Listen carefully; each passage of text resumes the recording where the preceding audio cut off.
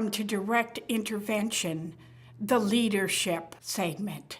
Leadership. Leadership should be easy. It should be gentle. It should be direct and firm. As a minister, you're going to lead people in areas of their lives that most people are intimate, are tender, are reluctant to be led in. It is important for you to understand the needs of people. Their needs vary from person to person. I strongly recommend that you look up NLP and become familiar with auditory, kinesthetic, and visual, so you know how to communicate with everybody that you like to need. Each person has their own set of values. For some people, it's their family. It's their connection to source. For other people, it's their connection to their inner self, their connection to the community. As a good leader, as a good minister, you must be conscious and aware of what is valuable and what is the valuable energy in this person's life as you lead them. So, as you lead them in a way where they can step in front of you and lead themselves. Leading is sometimes a very assertive, sometimes a very strong way of being. We have to remember that at specific moments, we have to ease back, be gentle, listen, and let the quiet spaces inform you of their values and their boundaries. Everyone grows up and develops different boundaries. When you are in a position of authority as minister, the boundaries they have for you change from the boundaries they have for the other community members. They will take more advice, they will listen to you, they will ask you questions that they will not ask other community members. And remember, people's boundaries will show up in your conversation. The minute body language changes and moves backwards, you have crossed a boundary. A boundary will appear when a person looks down and cannot face you in the eyes. A boundary will show itself when a person turns their head and looks away from you. As boundaries come up when you are leading, these are the moments for you to take a breath, for you to listen, for you to let silence lead the way. Each person has their own standards. Unfortunately, most people have higher standards for themselves than other people. It is important for you to understand what a standard is. What is the standard in your community? What is the standard in your ministry? Is it okay to gossip?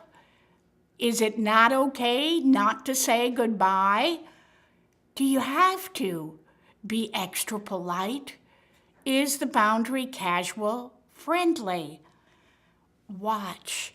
As your ministry grows, the boundaries will change within the ministry itself.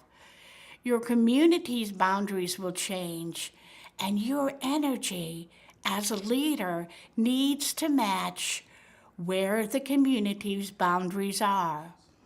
You can cross them just a little teeny bit,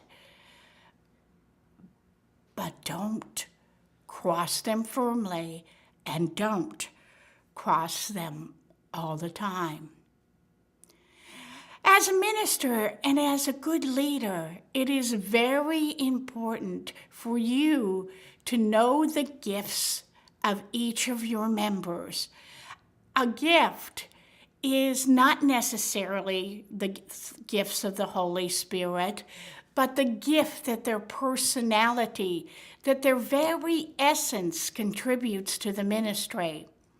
These gifts must be acknowledged, must be drawn out, and must be announced to other members of the group in subtle ways so that everyone eventually know who has what gift. It's a way of complimenting a person. It's a way of asking a person to step into their potential. It's a way of letting people contribute. Honor the gifts of the members of your ministry. It is important for us to look at the experience of each person in our ministry. Some people have vast amounts of experience in the spiritual realms. Others have great amounts of experience in the physical, emotional realms. When you put together the experience of every member of your ministry, you have hundreds of years of wealth and knowledge that you can mine, that you can get each person to contribute.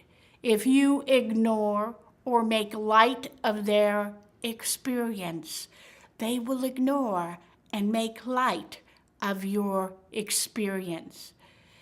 It is very appropriate to have a time of fellowship, of chatting, of gathering after the service so that people can communicate gently, easily, get to know each other so that they know the experiences of their fellow members and can use those experiences to lead them forward in their life.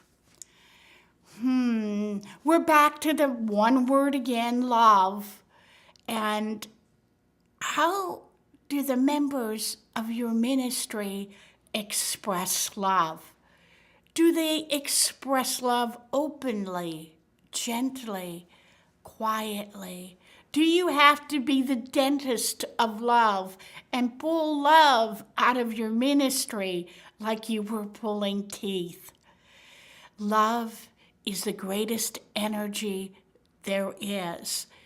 As you work with your ministry and you see that someone loves animals, encourage them to love animals and to love the animals with other members of your ministry. If you see that people love decorating or love art or love music, encourage the members of your ministry to participate in events and to gather in their love of something together so that love grows naturally and easily in your ministry. Well, there's one more thing I want to talk about, and that is the level of people's awareness. Each group has a different level of awareness. An awareness of the spiritual laws, an awareness of the universal laws, an awareness of their own personal attributes and shortcomings. Teaching awareness is difficult. Awareness comes in different shapes, sizes, and colors to each person, and each person has a different clock, a different timing for growing in their awareness.